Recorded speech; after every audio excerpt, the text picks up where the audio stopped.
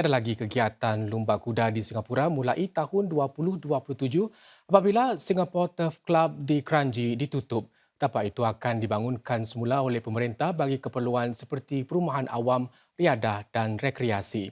Pemerintah menyatakan ini sebahagian daripada rancangan lebih besar untuk menyuntik kesegaran kepada bahagian utara Singapura.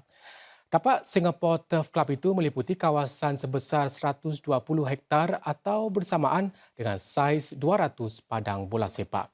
Kementerian Pembangunan Negara MND menyatakan pihaknya akan memberikan kemaskini berhubung rancangan bagi penggunaan tanah tersebut selepas ia selesai menjalankan kajian.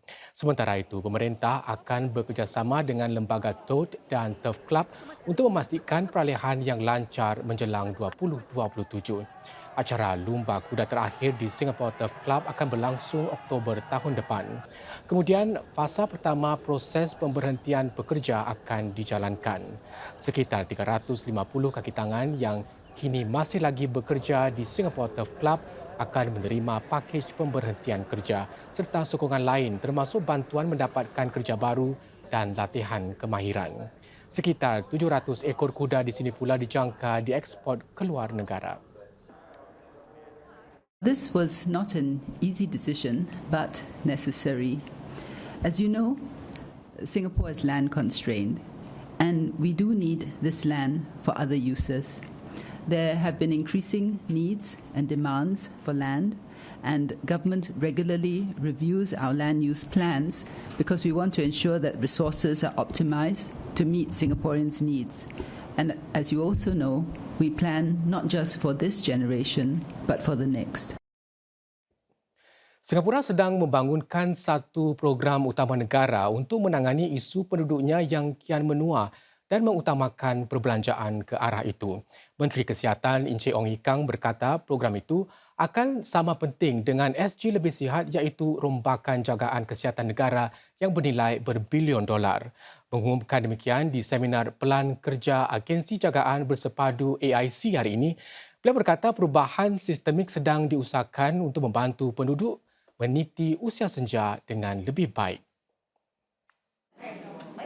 Berulang-alik antara kemudahan jagaan kesihatan berbeza memenatkan terutama bagi warga tua. Bagaimana jika mereka boleh mendapatkan khidmat jagaan di bawah satu bumbung? Itulah yang sedang diteroka Kementerian Kesihatan MOH. Bagaimana sebuah penyedia boleh menawarkan pelbagai khidmat di satu tempat meliputi rumah rawatan, penuaan aktif dan jagaan di rumah. Atau menghubungkan penyedia berbeza dalam kawasan sama supaya ia boleh membentuk sebuah rangkaian bersepadu. While each of our community provider does good work at your own facilities and settings, at the system level, the varied services can be seen as quite fragmented. Care journeys for seniors can be disrupted with multiple assessments as well as administrative procedures. And this in turn affects accessibility and impedes our effort to right-side patients. Melangkaui kesihatan fizikal, agensi-agensi juga ingin mendampingi warga emas dengan lebih baik agar mereka tidak rasa terpinggir. Misalnya, pusat penuaan aktif boleh menghubungkan mereka dengan ruang kemasyarakatan lain seperti pusat penjajah, perpustakaan atau taman. Warga tua sendiri boleh menyumbang tenaga sebagai sukarelawan bagi membantu mendukung usaha-usaha itu. Untuk menyokong dengan lebih baik para pesakit yang mendapatkan jagaan kesihatan di luar klinik dan hospital, MediSave akan menanggung khidmat jagaan di rumah. Ini akan bermula bulan depan dengan konsultasi menerusi video bagi pesakit jagaan paliatif. Mulai Oktober pula, MediSave boleh digunakan pesakit yang memerlukan khidmat kejururawatan di rumah. Perniagaan di Singapura kini boleh mendapat lebih banyak dana pemerintah dalam usaha untuk menjimatkan air mulai bulan depan. Agensi Air Negara PUB akan meningkatkan had bagi dana penjimatan air sebanyak 5 kali ganda untuk membantu syarikat-syarikat mulakan projek seperti mengitar semula air. Ini memandangkan permintaan air dijangka meningkat 2 kali ganda menjelang 2065. Peningkatan dana kepada 5 juta dolar ini bertujuan membantu syarikat-syarikat dalam projek-projek penjimatan air yang lebih meluas. PUB juga akan meningkatkan pembiayaan bersama bagi ujian penjimatan air dan kajian perintis daripada 50% kepada 70%. Di Minggu Air Antarabangsa Singapura, Menteri Kemampanan dan Sekitaran Grace Fu berkata PUB harus terus melabur dalam infrastruktur air supaya dapat memenuhi permintaan yang semakin meningkat. Singapura dan Estonia bergerak memperdalam lagi hubungan perdagangan menerusi penubuhan hub perniagaan Estonia. Para peniaga Singapura boleh memanfaatkan hub tersebut untuk berkembang ke Eropah. Begitu juga menerusi hub itu, Singapura menjadi pintu gerbang kepada usahawan Estonia untuk meneroka pasaran Asia Tenggara. Dengan 1.3 juta penduduk, Estonia merupakan salah satu anggota Kesatuan Eropah EU yang paling maju di bidang ekonomi digital. Kedua-dua negara ingin bekerjasama lebih rapat di bidang huraian digital, contohnya bagi sektor teknologi keuangan atau fintech.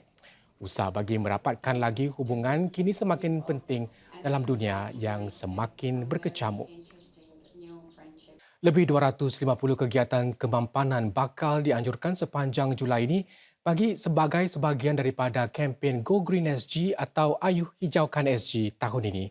Ya, sebelum ini dikenali sebagai Minggu Tindakan Iklim. Penjenamaan semula sebagai Ayuh Hijaukan SG itu bertujuan mengajak masyarakat agar melakukan yang termampu untuk menjadikan sekitaran Singapura lebih mampan.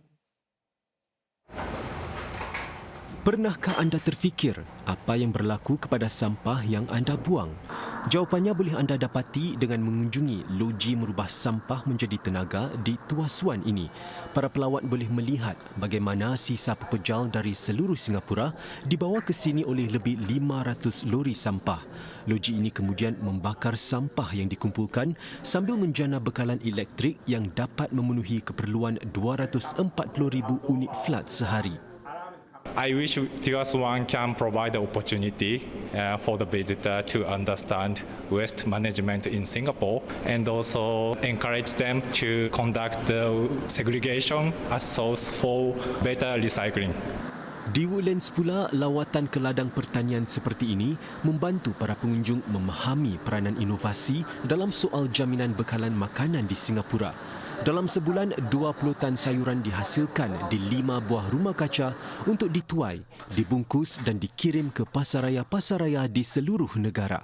The more you can support locally produced produce, the bigger the industry can get, which will also mean things can be more affordable and you'll get more varieties available in the supermarket. Selain derma wisata sebegini, terdapat pelbagai usaha lain bagi meningkatkan kesedaran tentang gaya hidup lebih mampan. Contohnya, acara anjuran Design Orchard ini yang melibatkan lebih 17 jenama yang peka tentang sekitaran. Secara keseluruhan, lebih 70 program wisata sebegini akan dianjurkan. Anda yang berminat boleh mendaftar di laman Go Green SG mulai hari ini.